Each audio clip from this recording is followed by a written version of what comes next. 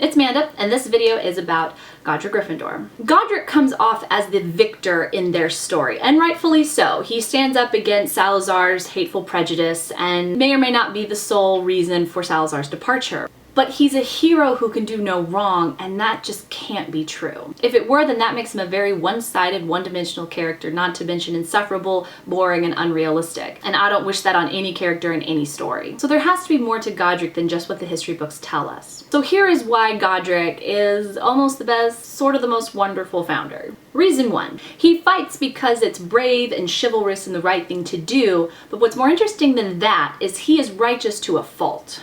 His loyalty will fall on the side of what is right and not necessarily on the side of his friends. And a great example of this is in part 3, when the founders are sorting the students and Salazar says that he doesn't want any Muggle-borns in his house because he finds them inferior and second class. And Godric calls him out on it and tells him that's absolutely not the case and that's false. And Salazar gives him the example of the Court of Lords and how any and all wizards who are of influence and of importance are all purebloods. That's what they have in common. That's what makes them as great and wonderful as they are. And Godric tells him that the queen isn't actually a pureblood as they all thought that she was, and that her importance comes from something other than her lineage. Now this is a fair point that Godric makes. Unfortunately, he made a promise to Helga that he would never talk about or reveal such information, since it's obviously a secret to the world, in mixed company. And he does. And this sort of shows that Godric will make the right choice even if it's the wrong decision. And this flaw gives more texture to Godric's character, and it makes him a more interesting individual. And it's great because this shows that there are consequences to doing the right thing when you don't consider others.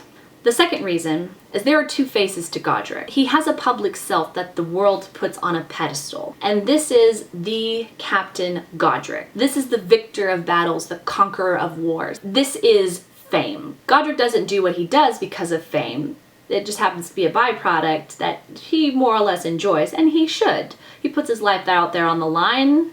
He should enjoy the pat on the back or the high five or the occasional tall blonde. But this is not how he defines himself. This facade is how the world sees Godric, and he gives them what they want. He gives them a charming, self-centered yet somewhat humble individual who waves a heroic flag of, "Look at me, I can do no wrong and neither should you." But the way that he sees himself, of Godric, is not a collector of notches on a warmongering belt. He is a collector of ideals that he holds true to himself. Equality, bravery, courage, chivalry, doing right by others. This is a standard he holds to himself that is higher and more important than any pedestal others could place him on. He uses the facade to inspire the world to do good, while he takes his more private self and attributes as an inspiration to his decisions and lets that define him as a good man. And I believe that is the reason why Godric Gryffindor is the best, most wonderful founder. That is this video. If you have any questions, cares, concerns, let me know. Email me, put your comments down below, whatever the case may be. I have one more video coming y'all's way, and then we have our announcement for part 4. So stay tuned. I'm like sinking in my chair. I feel like as the video goes down, I'm like, I start up here and then I come down here.